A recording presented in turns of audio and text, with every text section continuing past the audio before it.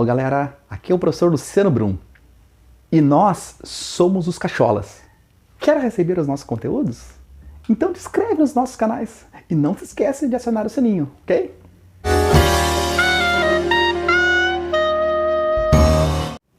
E a nossa aula de hoje é referente ao estudo dos sinais de uma função polinomial do primeiro grau. Vamos recordar então o que era uma função polinomial do primeiro grau.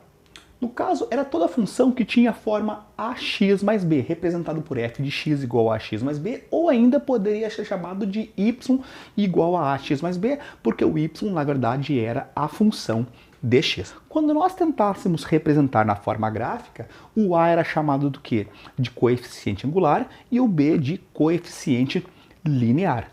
Qual é o significado de cada um? Vamos recordar?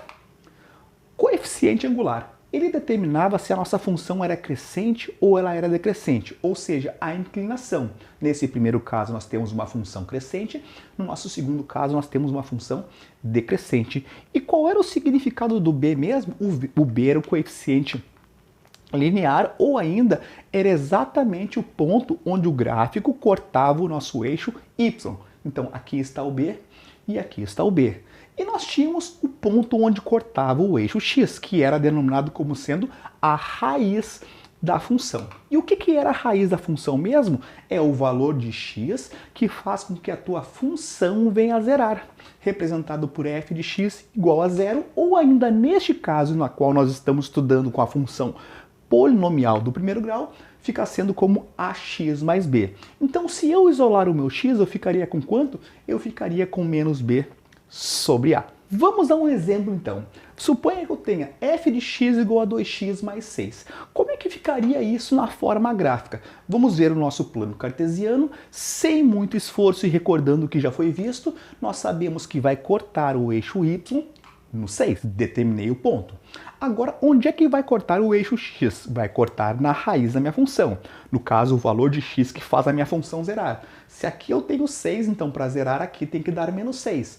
E para que aqui venha a dar menos 6, o x tem que ser menos 3. Então, menos 3 é o valor de x que faz a função vir a zerar. Se eu sei já esses dois pontos, agora fica fácil de traçarmos o nosso gráfico. Por quê? Porque uma função polinomial do primeiro grau é uma reta. Então, nós teríamos esta reta. Suponha agora que eu queira determinar, ou melhor, pegar um ponto qualquer dessa reta. Vamos supor que eu pegue este ponto. Mas para eu demarcar esse ponto aqui, eu tenho que ter duas coordenadas. Eu tenho que ter a coordenada x e, consequentemente, a coordenada y.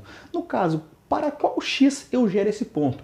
Dá para perceber que é um x que está entre menos 6 e menos 5. Não sei que valor é com exatidão, pelo fato de eu ter escolhido um ponto aleatório.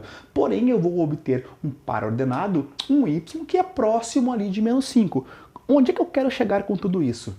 Quando eu pego esse valor de x, eu tenho um y negativo. Não sei o valor real, mas eu sei que ele é negativo.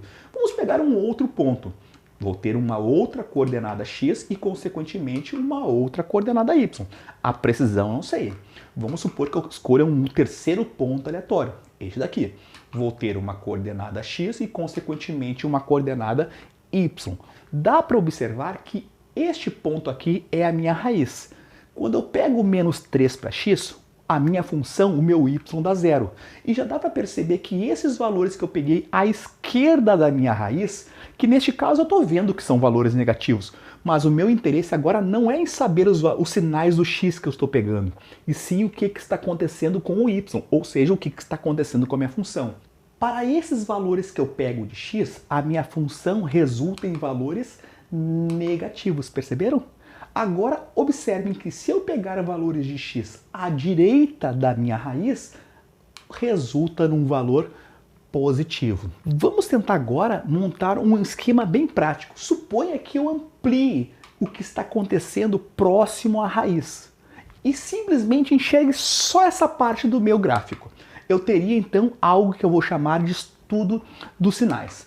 Suponha então eixo x, a minha função crescente. Já dá para perceber que todos os valores de x que eu pego por aqui resultaria num y, que eu não sei se está aqui, eu não sei, mas resultaria num valor de y abaixo da origem, abaixo do eixo x. Então faria com que eu tivesse valores negativos. Qualquer valor de x que eu pegar à direita, ó, vamos supor que o meu y está aqui, eu vou ter o valor positivo. Esses valores, então, são os valores da minha função, não são os valores do meu x, ou seja, esses sinais correspondem aos sinais da função.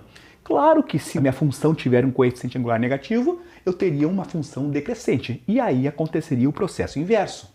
Se eu pegar valores de x por aqui, ó, eu vou ter valores de y positivo. Valores de y negativo. Claro que alguns me dizem assim, ó, tá, e se o eixo estiver por aqui? Mesma coisa, ó. Positivo, negativo. Então não importa onde é que está localizado, no caso, o meu eixo y. Tudo que ficar acima do eixo x é positivo, tudo que ficar abaixo do eixo x é negativo.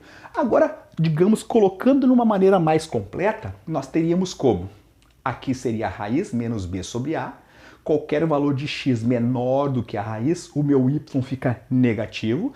E qualquer valor de x maior do que a raiz, o meu y fica positivo, que seria essa região pintada, certo? Ficou, digamos assim, uma situação mais detalhada, bem mais completa, mas essa situação é o caso onde o a é positivo, o coeficiente angular é positivo.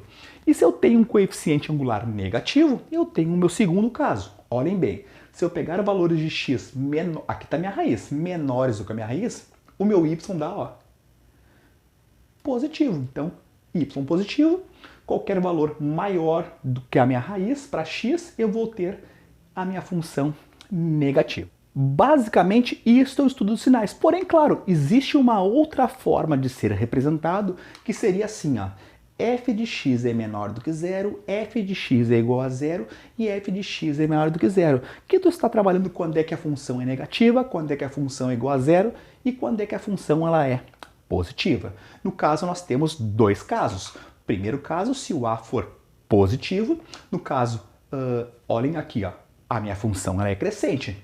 Qualquer valor de x que eu pegue à esquerda faz com que a minha função fique negativa. Então, quando o x é menor do que a raiz, x é menor do que menos b sobre a tua função é negativa. Quando o teu x é igual à raiz, a tua função vale zero. E quando o teu x é maior do que a tua raiz, neste caso, a minha função é positiva. Ok? Para a função decrescente, acontece o processo contrário, que é o nosso segundo caso. Quando a é menor do que zero, função decrescente. Se tu pegar valores menor do que a tua raiz, a tua função ela é positiva. Quando a tua função, no caso, ela é positiva para x menor do que a tua raiz. Quando tu pegar exatamente a raiz, a tua função vai ser zero. Quando tu pegar valores de x maior do que a tua raiz, a tua função vai ser negativa. Essa é uma representação também do estudo dos sinais. Ok, gente? Então, esta era a nossa aula de hoje referente ao estudo dos sinais de uma função polinomial do primeiro grau. Certo, gente?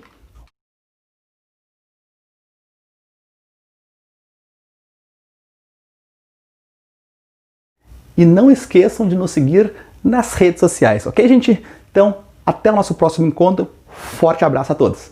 Até mais.